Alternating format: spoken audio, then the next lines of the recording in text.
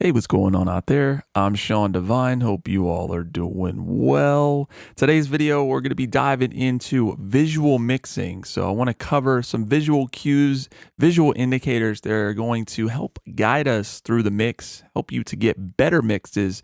But we also want to be careful not to let those things dictate what is ultimately best for the song, which that decision comes down to your ears. But we can also use our eyes to make those decisions a little bit easier. All the way from the start, I can feel it in my heart, all the way from the start. So let's go ahead and dive in and talk about the first concept with visual mixing, which is going to be levels and metering. So it's very important to have some kind of reference up on your stereo bus, your master bus. I like to have LUFS, True Peak, as well as RMS, which is a little bit older sort of metering, but I am just used to it. And so I can glance at that and kind of know where things should be. So a lot of you ask me, how am I utilizing my metering throughout the mixing process? I don't have any initial sorts of levels in my head of where I want things to be because I don't want to let that kind of limit my process in terms of getting the initial balance. And so I'll just go down in the mixer and just start leveling things out, obviously not doing it recklessly. I don't want to have a bunch of clipping and all that going on, but I'm not doing that with a goal in mind at that stage in terms of, final levels or anything of that nature. No numerical values. I just want to get it to where it feels right and sounds right. And then I will pull these up and just get a reference of kind of where I am and ultimately where I'm going to go from that initial leveling and balancing. I get an overwhelming amount of questions from you guys about, like where should I put the piano in terms of level, or where should the kick be, or where should I put the snare? And this is where I would say, you don't want to be so focused on these numeric values.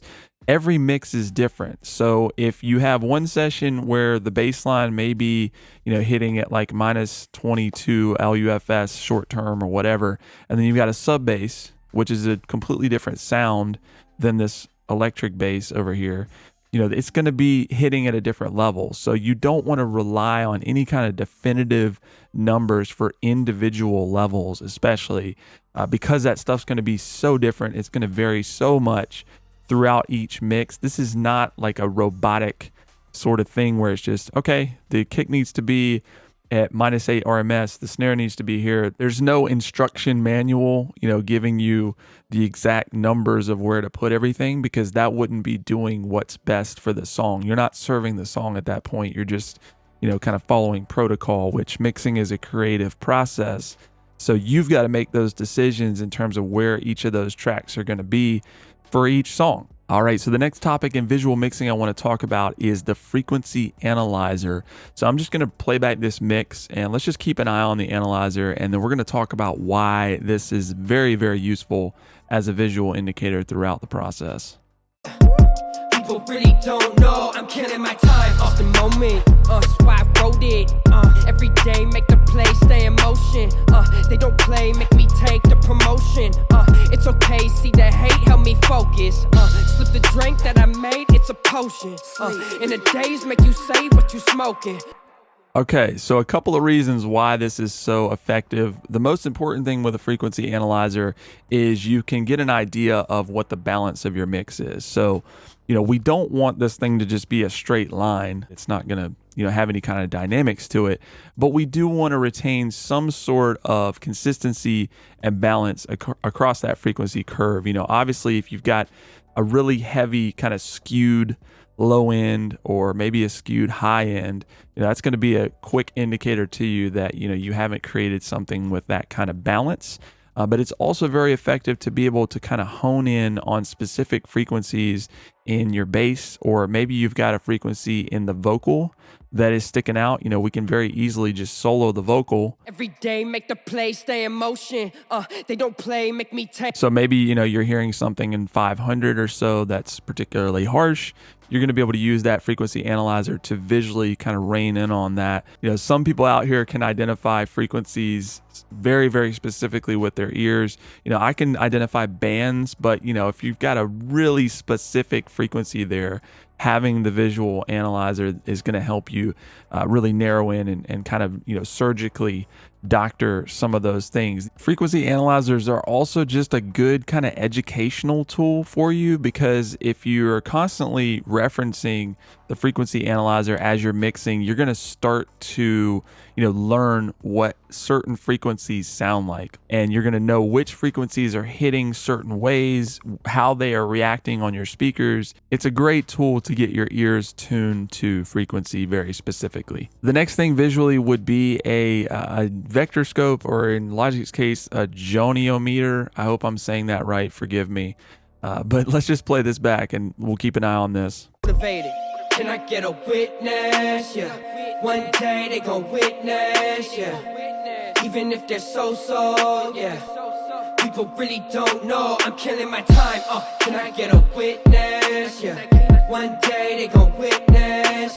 So if you have a lot of issues in terms of phase relationship, I like to have the vector scope up just so I can take a quick glance at it, make sure that when I'm doing heavy panning, which, you know, that chorus vocal, I've got some things, you know, pan left and right. I want to make sure I'm not creating any kind of, you know, major imbalances in terms of the stereo field. All right, so you know I couldn't do a visual mixing video without talking about clipping. I've talked about it extensively in a lot of my other videos, so I'm not going to wear you guys down with clipping conversation today, but I do at least want to talk about it in terms of using it as an indicator and not letting it become a distraction. So this is something that I hear a lot of you guys dealing with, where you're going through the mixing process, and as soon as you see this red or orange or whatever, you stop everything you're doing. You know, you could be in a nice creative flow. I don't advocate doing this at all. You know, what you want to do is you want to make sure that you're not clipping a bunch of channels. You don't want to be clipping anything excessively, but more importantly, you know, you want to use your ears. You know, if you're hearing that the clipping is creating a audible problem or something that you know is going to create a problem for you later down in the mix or in the master, then obviously you want to remedy that. But if it's just, you know, a minor clip here on a track, you know, don't stop your whole process to go and try to work on that right now. Don't worry too much about having, you know, one or two channels that are clipping. You can very easily go at the end of the mix and make sure that those are in check, you know, put a brick wall limiter on it, whatever, but it's not a big deal if you know, you're not hearing that in the process and everything's sounding the way you want it to. Ultimately, use it as an indicator of like, hey, this is something you might want to be aware of. It's not something necessarily to worry about right now, but, you know, keep an eye on it. When you're mixing, you want to kind of follow the flow of it and make sure that your process is very fluid. This is not a video game. It's not a test where you see a red mark and that's a point off. So anything that's on screen that you're finding yourself kind of honed in on visually, whether it's a numeric value or the analyzer, and that is taking away your main attention from what you're hearing, you know, you want to put that away. These are meant to be, you know, things that you're going to glance at and you're going to kind of consider them subconsciously, but they're not going to stop you in your tracks in terms of your process. And they're not going to take away from ultimately what is best for the song, which is what sounds best for the song, not what looks best on screen, or, you know, not what looks best in terms of the feedback you're getting from the DAW or your plugins. Don't get lost in that visual mixing sort of chase where, you know, you're just a robot following protocol and numbers and all that, because we're creative people too. You know, as mix engineers, it's like being a songwriter or a producer. You want to get in here and remember that we're creating music. So for those of you, you know, who have very technical minds and you're looking at a lot of these numbers and things and analyzing it in that way, you know, I'm not downplaying the importance of the visual indicators like we talked about in the video. They're very useful, but not ultimately making those decisions for you that need to be left up to your ears. So I hope this video helps. If you have any questions about visual mixing or some of the aspects of it, or maybe you have some things that you can contribute to this conversation, would love to hear about them in the comments below. If you learned anything in the video, please like, subscribe, and consider sharing. We'll talk to you soon.